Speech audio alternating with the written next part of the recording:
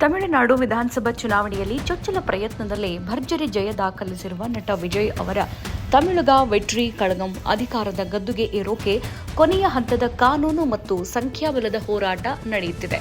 ಗುರುವಾರ ಬೆಳಗ್ಗೆ ವಿಜಯ್ ಅವರನ್ನು ರಾಜಭವನಕ್ಕೆ ಕರೆಸಿಕೊಂಡಾಗ ರಾಜ್ಯಪಾಲ ಆರ್.ವಿ. ಅರ್ಲೇಕರ್ ಮೊದಲು 18 ಶಾಸಕರ ಬೆಂಬಲವಿರುವ ಅಧಿಕೃತ ಪತ್ರ ತನ್ನಿ ಅಂತ ಕಠಿಣ ಷರತ್ತು ವಿಧಿಸಿದ್ದಾರೆ. ಸುಮಾರು 2 ದಿನಗಳಲ್ಲಿ 2ನೇ ಬಾರಿಗೆ ರಾಜ್ಯಪಾಲರನ್ನ ಭೇಟಿಯಾದ ವಿಜಯ್ ಅವರಿಗೆ ಸಂವಿಧಾನದ ಚೌಕಟ್ಟಿನೊಳಗೆ ಹಲವು ಪ್ರಶ್ನೆಗಳನ್ನು ಎದುರಿಸಬೇಕಾಯಿತು. ಕೇವಲ 113 ಶಾಸಕರನ್ನು ಇಟ್ಕೊಂಡು ಸರ್ಕಾರ ಹೇಗೆ ನಡೆಸ್ತೀರಿ ಎನ್ನುವ ಪ್ರಶ್ನೆ ಕೇಳಲಾಯಿತು. ಸಿಪಿಐ, ಸಿಪಿಐಎಂ, ವಿಸಿಕೆ ಮತ್ತು ಪಿಎಂಕೆ ಪಕ್ಷಗಳ ಬೆಂಬಲದೊಂದಿಗೆ ನಮ್ಮ ಸಂಖ್ಯಾಬಲ 123ಕ್ಕೆ ಏರಲಿದೆ. ಬಹುಮತ ಸಾಬೀತುಪಡಿಸೋಕೆ ನಾನು ಸಿದ್ಧ ಅಂತ ವಿಜಯ್ ಹೇಳಿದ್ದಾರೆ. ರಾಜ್ಯಪಾಲರು ಮಾತ್ರ ಕೇವಲ ಬಾಯಿ ಮಾತಿನ ಭರವಸೆಗೆ ಒಪ್ಪುತ್ತಿಲ್ಲ.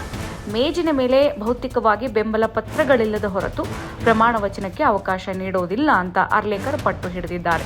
ವಿಜಯ್ ಅವರ ಮುಂದಿರುವ ಅತಿದೊಡ್ಡ ಸವಾಲೆಂದರೆ ತಮ್ಮ ಮೈತ್ರಿಕೂಟದ ಪಕ್ಷಗಳನ್ನು ಒಗ್ಗೂಡಿಸುವುದು. ಬಿಜೆಪಿ ಜೊತೆ ಟಿವಿಕೆ ಯಾವುದೇ ಸಂಬಂಧ ಇಟ್ಕೊಳ್ಬಾರದು ಎಂಬ ಷರತ್ತಿನ ಮೇಲೆ ಕಾಂಗ್ರೆಸ್ ಬೆಂಬಲ ನೀಡಿದೆ. ವಿಸಿಕೆ ಸದ್ಯ ಡಿಎಂಕೆ ಜೊತೆಗಿದ್ದರೆ ಪಿಎಂಕೆ ಬಿಜೆಪಿಯ ಮಿತ್ರ ಪಕ್ಷವಾಗಿದೆ. ವಿಜಯ್ ಜೊತೆ ಸೇರಬೇಕೆಂದರೆ ಈ ಎರಡೂ ಪಕ್ಷಗಳು ತಮ್ಮ ಹಾಲಿ ಮೈತ್ರಿಕೂಟದಿಂದ ಹೊರಬರಬೇಕಿದೆ. ಒಂದು ವೇಳೆ ಈ ಎಲ್ಲ ಪಕ್ಷಗಳು ಒಂದಾದರೆ ವಿಜಯ್ ಅವರ ಸಂಖ್ಯಾಬಲ 122 ಒಂದು ಕ್ಷೇತ್ರಕ್ಕೆ ರಾಜೀನಾಮೆ ನೀಡಿದ ನಂತರ ತಲುಪಲಿದೆ. ಇನ್ನೊಂದೆಡೆ ಎಐಎಡಿಎಂಕೆಯ ಒಂದು ಬಣ ವಿಜಯ್ ಅವರಿಗೆ ಬೆಂಬಲ ನೀಡೋಕೆ ಉತ್ಸುಕವಾಗಿದೆ ಎಂಬ ಮಾತು ಕೇಳಿಬರುತ್ತಿದೆ. ಸುಮಾರು 1 ಡಜನ್ ಎಐಎಡಿಎಂಕೆ ಶಾಸಕರು ಪುದುಚೇರಿಯ ರೆಸಾರ್ಟ್ಗೆ ಸ್ಥಳಾಂತರಗೊಂಡಿದ್ದಾರೆ ಎನ್ನಲಾಗಿದೆ. ಆದರೆ ಪಕ್ಷದ ಹಿರಿಯ ನಾಯಕರಾದ ಇಪಿಎಸ್ ಮತ್ತು ಕೆಪಿ ಮುನುಸ್ವಾಮಿ ಅವರು ಮೈತ್ರಿಯ ಸಾಧ್ಯತೆಯನ್ನು ಸಾರಾಸಗಟಾಗಿ ತಳ್ಳಿಹಾಕಿದ್ದಾರೆ. ಈ ಅನಿಶ್ಚಿತತೆಯ ನಡುವೆ ಯಾವುದೇ ಆಪರೇಷನ್ ನಡೆಯಬಾರದೆಂಬ ಮುನ್ನೆಚ್ಚರಿಕೆಯಿಂದ ವಿಜಯ್ ತಮ್ಮ 107 ಶಾಸಕರನ್ನ ಮಾಮಲ್ಲಪುರಂನ ರೆಸಾರ್ಟ್ನಲ್ಲಿ ಸುರಕ್ಷಿತವಾಗಿ ಇರಿಸಿದ್ದಾರೆ. ಸದ್ಯಕ್ಕೆ ಟಿವಿಕೆ ನ್ಯಾಯಾಲಯದ ಮೊರೆ ಹೋಗುವ ನಿರ್ಧಾರ ಮಾಡಿಲ್ಲ.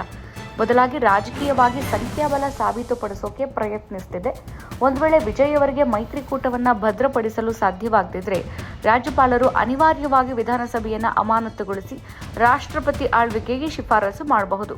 ಇದು ರಾಜ್ಯವನ್ನು ಮತ್ತೆ ಚುನಾವಣೆಯತ್ತ ತಳ್ಳುವ ಸಾಧ್ಯತೆ ಇದೆ.